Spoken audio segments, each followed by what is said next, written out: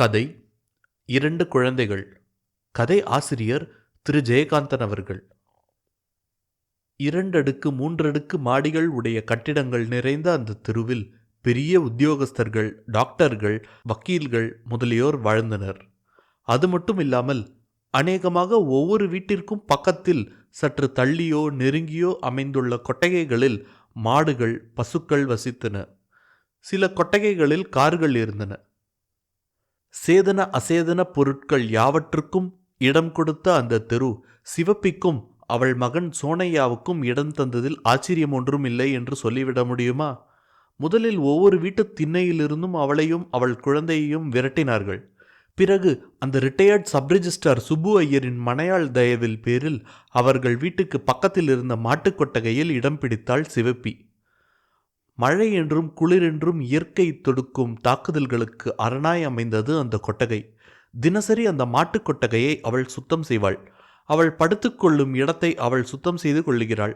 அதற்கு காசு கொடுப்பார்களா என்ன? பகல் பொழுதெல்லாம் இடுப்பில் பிள்ளைச் சுமையுடன் அந்த தெருவின் கோடியில் உள்ள விறகு கடையில் அவளை பார்க்கலாம். விறகுச் சுமை கிடைத்து விட்டால் பிள்ளைச் சுமை இறங்கிவிடும். அவன் கையில் காலனாவுக்கு முறுக்கை வாங்கி கொடுத்து அங்கேயே மரத்தடியில் குந்தி இருக்கச் சொல்லிவிட்டு ஓடுவாள். பிள்ளையை விட்டுவிட்டு போகும் துடிப்பில் சுமையுடன் ஓட்டமாய் ஓடி ஒரு நொடியில் திரும்புவாள்.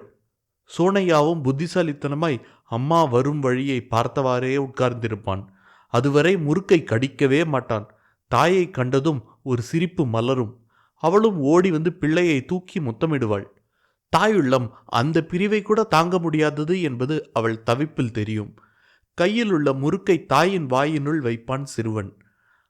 அவள் கொஞ்சம் கடித்து அதை எடுத்து அவன் வாயில் வைத்து, "நீ தின்னுடா ஐயா" என்று சொன்ன பிறகுதான் தின்பான். விறகு சுமை இல்லாத நேரங்களில் கடைத்தெருவில் சென்று கடைகளில் தானியம் புடைப்பாள். மாலை நேரத்தில் அந்த பெரிய தெருவின் ஒரு மூலையில் மரத்தடியில் 3 கற்களை சேர்த்து அடுப்பு மூட்டி சோறு சமைத்து தானும் தன் மகனும் உண்டபின் மாட்டுக்கொட்டகையில் வைக்கோல் பரப்பில் நித்திரை கொள்வாள். அந்த தெருவில் எல்லா வீட்டுக்கும் அவள் வேலை செய்வாள். அதிலும் சுப்பு ஐயர் வீட்டுக்காரர்களுக்கு அவளிடம் தனிச் சலுகை. அவளும் மற்ற வீட்டுக்காரர்களிடம் செய்யும் வேலைக்கு கூலியாக காசு பெறுவது உண்டு. சுப்பு ஐயர் வீட்டில் எப்பொழுதாவது அவர் மனைவி கொடுத்தாலும் கூட வாங்குவதில்லை. அவள் செய்யும் வேலைகளுக்காக மீந்து போன சோறு, கறி குழம்பு வகையறாக்கள் அவளை சாரும். சுப்பு ஐயர் வீட்டில் அவளாக கேட்டு வாங்குவது மத்தியான நேரத்தில் ஒரு குவளை சோறு வடித்த கஞ்சி மட்டும்தான். அந்த கஞ்சியில் அவளுக்கு அபரிமிதமான சுவை. சுப்பு ஐயர் வீட்டுக்கு கிராமத்தில் இருந்து நெல் வருகிறது. நல்ல வீட்டு அரிசி. பச்சரிசி கஞ்சி மணக்கும். அவளுக்கு குடிக்க குடிக்க அது இனிக்கும். எந்த வேலை எப்படி போனாலும் 10-11 மணிக்கு ஐயர் வீட்டு வாசற்படியில் தகரக் குவளையும் கையுமாய் வந்து நின்று விடுவாள். சுப்பு ஐயர் திண்ணை அருகே ஈசி சேரில் சாய்ந்திருக்கிறார். கையில் உள்ள விசிறி லேசாக அசைகிறது. திண்ணையில் தகரக் குவளையின் சப்தம் கேட்கவே ஐயர் நிமிர்ந்து பார்க்கிறார். "அடியே, உன் ஸ்வீகாரம் வந்திருக்கா பாரு." சுப்பு ஐயருக்கு சிவப்பியை பார்த்தால் கொஞ்சமும் பிடிக்காது. மனைவி அவளிடம் பிரியமாயிருப்பதே அதற்கு காரணம். தனது வெறுப்பை எப்படி எப்படியெல்லாமோ காட்டிக்கொள்வார். "என்னடா பயலே, வயசு 4 ஆகுதோனோ, இன்னும் என்ன ஆயி இடுப்பை விட்டு இறங்க மாட்டேங்கிற? நீயும் போய் விறகு தூக்குறது தானே? எப்பா பார்த்தாலும் சவாரி தான். நாளைக்கு நடந்து வரலன்னா உன்னை என்ன செய்கிறேன் பார்" என்று வேடிக்கை பேசவே சிவப்பி மகிழ்ந்து போனாள். ஐயர் தன் பிள்ளையை கொஞ்சிவிட்டார் என்ற நினைப்பில் சோனையாவை முத்தமிட்டாள். அதற்குள் சுப்பு ஐயரின் மனைவி உள்ளே இருந்து கஞ்சியில் உப்பை போட்டு கலக்கிக் கொண்டே வந்தாள். திண்ணையோரமாய் ஒதுங்கி எட்டி நின்றவாறே புடவையை சேர்த்து பிடித்து கொண்டு சிவப்பி கையிலேந்தி நிற்கும் தகரக் குவளையில் அவள் கஞ்சியை வார்க்கும் பொழுது ஈசிச்சாரில் சாய்ந்திருந்த சுப்பு ஐயர் நிமிர்ந்து உட்கார்ந்து கூர்ந்து கவனித்தார். கஞ்சியிலிருந்து ஒரு பருக்கை விழுவது தெரிந்ததோ போச்சு, அவ்வளவுதான். ஐயர் வீட்டு அம்மாள் இருந்த இருப்பும் இந்த கஞ்சி தண்ணிக்கு கூட வக்கில்லாமல் அவள் அப்பன் அடித்த லாட்டரியும் வம்ச பரம்பரையாக குலமுறை கிளர்த்த ஆரம்பித்து விடுவார். "என்னடி அது லொடக்குன்னு கொட்டித்தே" என்று புருவத்தை உயர்த்தினார். அம்மாளுக்கு எரிச்சல் பற்றி கொண்டு வந்தது. "காட்டுடி, ஐயர்கிட்ட கொண்டு போய் காட்டு. கையை விட்டு துழாவி பாருங்கோ. இந்த ஆத்து சொத்தெல்லாம் கொண்டு போய் கொட்டிட்டேனோனோ. இவர் துப்பு கண்டுபிடிக்கிறார்" என்று இறைந்து விட்டு உள்ளே போனாள். "ஒண்ணுமில்ல சாமி, வெறும் கஞ்சி ஆடை" என்று அதை விரலால் எடுத்து காட்டி தூக்கி எறிந்தாள் சிவப்பி. "அடி அசடே, அதை எரிஞ்சிட்டியே, அதிலே தான் வைட்டமின் பி இருக்கு. எனக்கு அது ஒன்றும் வானாம் சாமி என்று கஞ்சிக் குவளையுடன் நகர்ந்தாள் சிவப்பி. அவள் போவதையே பார்த்து கொண்டிருந்து விட்டு ஐயர் தனக்குள் சொல்லிக் கொண்டார். கஞ்சி தண்ணியை குடிச்சிட்டு என்ன தெம்பா இருக்கா, அதில் தான் சத்தெல்லாம் இருக்கு என்று முனகிய பின் உரத்த குரலில், அடியே, இனிமே சோத்தை வடிக்காத, பொங்கிப்பிடு, அதில் தான் சத்தெல்லாம் இருக்கு, உடம்புக்கு ரொம்ப நல்லது என்று சொன்னார். ஆமா, இப்போ இருக்கிற சத்தே போரும் என்று சலித்து கொண்டு உள்ளே போனாள் அம்மாள். அம்மாள் எத்தனை தடவைகள் சலித்து கொண்டாலும் ஐயருக்கு சிவப்பியை பார்க்கும் பொழுதெல்லாம் லோகத்தில் இருக்கும் சத்தெல்லாம் தன் வீட்டு கஞ்சி தண்ணீரில்தான் இருப்பதாக தோன்றும். ராமநாதபுரம் ஜில்லாவிலிருந்து பஞ்சம் பிழைப்பதற்காக மதுரை வந்தவள் சிவப்பி. பேரளவில் சிவப்பி, கரிய ஆகிருதி, ஆரோக்கியமும் திடமான உடற்கட்டும் உடைய அவள் பஞ்சத்தில் அடிபட்டு இந்த நகரத்திற்கு வந்தவள்தான் என்றாலும் இங்குள்ளவர்கள் கண்டு வியக்கும்படிதான் இருந்தது அவள் உடல் வனப்பு. செழிப்பாக இருக்கும் பூமியில் வளமாக வாழும் வாய்ப்பும் கிட்டியிருந்தால் நிச்சயம் இவளால் முரம் கொண்டு புலியை விரட்டியிருக்க முடியும். ஆனால் இப்பொழுது முரம் கொண்டு தானியங்கள் புடைப்பதும் கூலிக்கு விறகு சுமப்பதுமாய் உழைத்து தானும் கருப்பையா தேவரின் வாரிசாக திகழ்ந்து தன் சிரிப்பிலும் புன்னகையிலும் அவள் கணவனின் சாயல் காட்டி ஆறுதல் தரும் 4 வயது மகனான சோனையாவும் வயிறு வளர்ப்பதுதான் அந்த மரத்தியின் உடல் வலு புரியும் மகத்தான சாதனை. இடுப்பு குழந்தையும் தாயுமாய் அவளை இங்கே விட்டுவிட்டு ஏதாவது வேலை தேடி வருவதாக சொல்லி வடக்கு சீமைக்கு போன அவள் புருஷன் கருப்பையா தேவரின் முகதரிசனம் 6 மாசமாகியும் கிடைக்கவில்லை. அன்று ஐயர் அவர்களுக்கு பிறந்த தின வைபவம். வீட்டில் விசேஷமானதால் விருந்தினர்களும் வந்திருந்தனர். வந்தவர்களுக்கெல்லாம் பந்தி நடந்ததால் சிவப்பி கஞ்சிக்காக காத்திருக்க வேண்டி இருந்தது.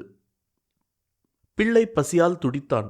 அவனுக்கு பராக்கு காட்டி பேசி சிரித்து விளையாடியவாறு கொட்டகையின் ஓரத்தில் இருந்த மர நிழலில் குந்தியிருந்தாள் சிவப்பி. உங்க ஐயா எங்கலே என்று மகனின் முகவாயை பிடித்து கொஞ்சினாள் சிவப்பி. ஐயா போய்த்தாரு. எப்பல வரும் உங்க ஐயா என்றதும் அவன் அவள் மடியிலிருந்து இறங்கி நடந்து தெருவில் போய் நின்று 2 பக்கமும் மாறி மாறி பார்த்துவிட்டு வந்தான். ஆத்தா, ஐயா என்று 2 கையையும் விரித்தான். அவன் முகத்தில் ஏமாற்றமும் சோர்வும் படர்ந்திருந்தது. ஐயா நாளைக்கு வந்துடும்.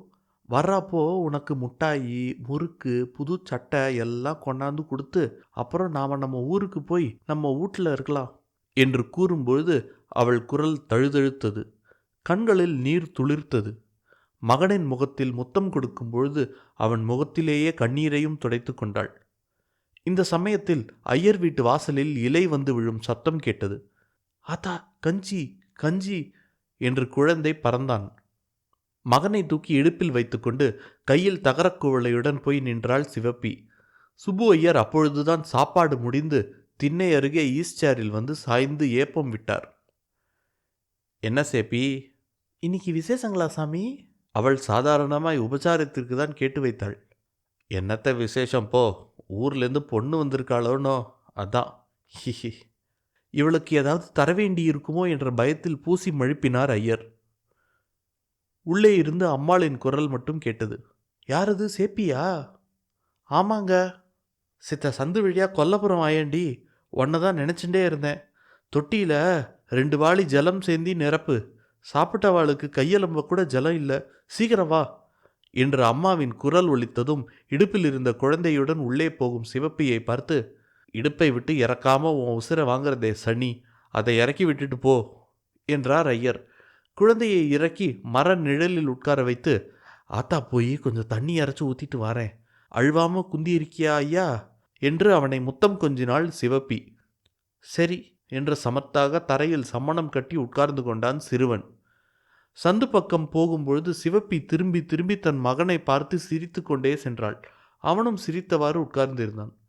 பையன் அழாமல் அடம்பிடிக்காமல் இருந்ததில் ஐயருக்கு கொஞ்சம் ஏமாற்றம், ஆத்திரம் என்று கூட சொல்லலாம். உள்ளே இருந்து ஆரோகண அவரோகண கதிகளிலெல்லாம் குரலை முழக்கிக் கொண்டு வந்தான் அவர் மகள் வயிற்று பேரன். அவனுக்கும் வயது 4 தான் இருக்கும். 4 விரலையும் வாய்க்குள் திணித்தவாறு சினுங்கிக் கொண்டே அவர் அருகே வந்தான் அந்த பேரன். ஏண்டா கண்ணா அழற, இப்படி வா, மடியில் வந்து தாச்சுக்கோ என்று பேரனை அழைத்தார். மாத்தேன் போ. அம்மா அம்மா ஆ என்று வாயை பிளந்து கொண்டு அழ ஆரம்பித்தான் குழந்தை. அம்மா சாப்பிடுறாடா கண்ணா, சாப்பிட்டு வந்து உன்னை தூக்கிண்டுடுவா. சமத்தோன்னோ அதோ பாரு அந்த பையனை, அவ அம்மாவும் எங்கேயோ போய் தான் இருக்கா, உன்ன மாதிரி அவன் அழறானோ என்று சோனையாவை காட்டினார் ஐயர். சோனையா கையை தட்டி கொண்டு ஐயரின் பேரனை பார்த்து சிரித்தான். அவனோ காலை உதைத்து கொண்டு அழுதான். தனது பேரனுக்கு அவனை வேடிக்கை காட்டப் போய் தன் பேரன் அவனுக்கு வேடிக்கையாகி போனானே என்ற ஊமை ஆத்திரம் ஐயருக்கு. ஏண்டா சிரிக்கிற, அப்படியே போட்டேன்னா என்று விளையாட்டாய் கண்டித்து தம் எரிச்சலை தீர்த்து கொண்டார் ஐயர். அந்த பையன்தான் அசடு, அவனை நன்னா அடிப்போமா? அவர் பேச்சை காதில் வாங்கிக் கொள்ளாமல் கத்தினான் பேரன். இதைவிட அசடு லோகத்தில் உண்டோ, நன்னா உதைக்கணும் என்று கருவிக்கொண்டே ஐயரின் மகள் எச்சில் இலையுடன் தெருப்பக்கம் வந்தாள். இலையை போட்டு கையை கழுவிய பின், சனியனே கத்தி பிராணனை தொலைக்காதே என்று பல்லை கடித்து கொண்டு வந்து மகனை தூக்கி கொண்டாள். என்னடி பொண்ணே, ஒன்றும் சாப்பிடாம இலையை கொண்டு வந்து எரிஞ்சிருக்க, எல்லாம் அப்படியே இருக்கு, ஜாங்கிரி கூடனா அப்படியே கிடக்கு, இப்படி வேஸ்ட் பண்ணுவாளோ என்று அரற்றினார் ஐயர். இந்த சனி என்னை சாப்பிட விட்டாதானே, சரி அவனை கத்த விடாத, அவனுக்கு ஒரு ஜாங்கிரி கொடு என்று சொல்லிவிட்டு சோனையாவை பார்த்தார். ஏண்டா பயலே, நோக்கு ஜாங்கிரி வேணுமா என்றார் கண்களை சிமிட்டி கொண்டே. பையனுக்கு புரியவில்லை. மிட்டாய்டா, மிட்டாய் வேணுமா? மிட்டாய் என்றதும் பையனுக்கு புரிந்துவிட்டது. சந்தோஷத்துடன் தலையை ஆட்டிக்கொண்டு எழுந்து வந்தான். அதோ அதான் மிட்டாய்டா, எடுத்து தின்னு பாரு, இனிக்கும் என்று நாக்கை சப்பு கொட்டி ஆசை மூட்டி எச்சில் இலையை காட்டினார் ஐயர். சோனையா தனது பிஞ்சு கரங்களால் எச்சிலையில் கிடக்கும் துண்டு ஜாங்கிரியை எடுத்து வாயில் வைத்து சுவைத்தான்.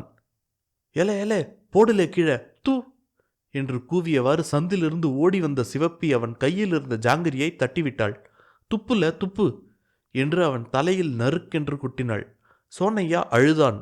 அவன் பிளந்த வாய்க்குள் விரலை விட்டு அந்த ஜாங்கிரி துண்டை வழித்து எரிந்தாள். நான் எலும்பு முறிச்சு கஞ்சி ஊத்துற, எச்சி பொறுக்கிறியா என்று முதுகில் அரைந்தாள். குழந்தைய அடிக்காதே சேப்பி என்றார் ஐயர். இல்லை சாமி, நாங்கள் இல்லாத ஏழைங்க, இப்பவே கண்டி காட்டி நாளைக்கு எச்சிக்கலை பொறுக்கியாவே ஆயிடும் என்று சொல்லிவிட்டு இடுப்பில் இருக்கும் சோனையாவின் முகத்தை துடைத்து, இனிமே எச்சிலையெல்லாம் எடுக்காதே என்று சமாதானமாய் கேட்டாள். பையன் விம்மிக்கொண்டே ஐயரை காட்டி, சாமி சாமி சாமி தான் எடுத்து திங்க சொல்லிச்சு என்று அழுதான். சிவப்பிக்கு உடம்பு பதைத்தது. கண்கள் சிவக்க ஐயரை பார்த்தாள். ஏன் சாமி, உங்கள் பிள்ளையா இருந்தால் சொல்லுவீங்களா? உங்கள் எச்சி வசதியாக இருந்தால் உங்களோட, என் பையனுக்கு ஏன் அதை தரணும் என்று கோபமாய் கேட்டாள். என்னடி அது சத்தம் என்று கேட்டுக்கொண்டே பாத்திரத்தில் கஞ்சி கொண்டு வந்தாள் வீட்டு அம்மாள். நீயே பாருமா, என் மூட்டை புள்ளைக்கு எச்சிலை திங்க பழக்கி கொடுக்கிறாருமா சாமி என்று கண்ணை துடைத்து கொண்டாள் சிவப்பி. நான் என்ன பண்ணுவேண்டி, நேக்கு அவர் ஒரு பச்சை குழந்தை, உன் குழந்தைய நீ அடிக்கிற, நான் என்ன பண்ணுறது சொல்லு? ஏண்டி சேப்பி, நான் தான் அவனை எடுத்து திங்க சொன்னேன்னு சொல்கிறியே, நான் சொன்னதை நீ கண்டையா என்று எழுந்து வந்தார் ஐயர். என் மாமன் வரவனுக்கு பிறந்தவன், பொய் சொல்ல மாட்டான் சாமி ஆக்ரோஷத்தோடு இறைந்தாள் சிவப்பி. ஐயர் அசந்து போனார். ஆமாம் சொன்னேன்னு தான் வச்சுக்கோ, ஏன் எங்கள் வீட்டு கஞ்சியை தினம் குடிக்கிறியே, அது மட்டும் எச்சில் இல்லையா? அதுவும் எச்சில் தான், தெரிஞ்சுக்கோ என்று பதிலுக்கு இறைந்தார் ஐயர். இந்தாங்க சாமி உங்கள் எச்சி கஞ்சி, நீங்களே தான் குடிச்சுக்குங்க, இந்த எச்சில் எனக்கு வேணாம் என்று தகரக்குவளையை தடாலென சாய்த்துவிட்டு மகனை தூக்கி இடுப்பில் பொத்தென இருத்தி கொண்டு வேகமாய் நடந்தாள் சிவப்பி. இதையெல்லாம் பார்த்து கொண்டிருந்து மனம் பொறுக்காமல், எல்லாம் என் கர்மம் என் கர்மம் என்று தலையில் அடித்து கொண்டு உள்ளே போனாள் ஐயரின் மனைவி. உள்ளே தோட்டத்தில் தொட்டி நிறைய சிவப்பி உழைப்பால் நிறைந்திருந்த தண்ணீரையும் பாத்திரம் நிறைய அவளுக்காக எடுத்து வைத்திருந்த சோற்றையும் குழம்பையும் பார்த்த அம்மாளுக்கு கண்கள் கலங்கி போயின. அடியே பாத்தியோ, நம்மாத்து கஞ்சியை குடிச்சு வந்த கொழுப்பிடி, இனிமே அவளுக்கு கஞ்சி ஊற்றப்படாது சொல்லிட்டேன், நாளையிலிருந்து சாத்த வடிக்காத, பொங்கிப்பிடு, அதில் தான் சத்து இருக்கு என்ற ஐயரின் வழக்கமான பல்லவி திண்ணையிலிருந்து சற்று கண்டிப்பான குரலில் ஒலித்தது. மறுநாள் ஐயர் வீட்டில் சோற்றை வடித்தார்களோ பொங்கினார்களோ, ஆனால் வழக்கமாக கஞ்சி வாங்க வரும் சிவப்பியை மட்டும் மறுநாள் என்ன, அதற்கு பிறகு ஒரு நாளும் அந்த தெருவில் காணவில்லை. முற்றும்.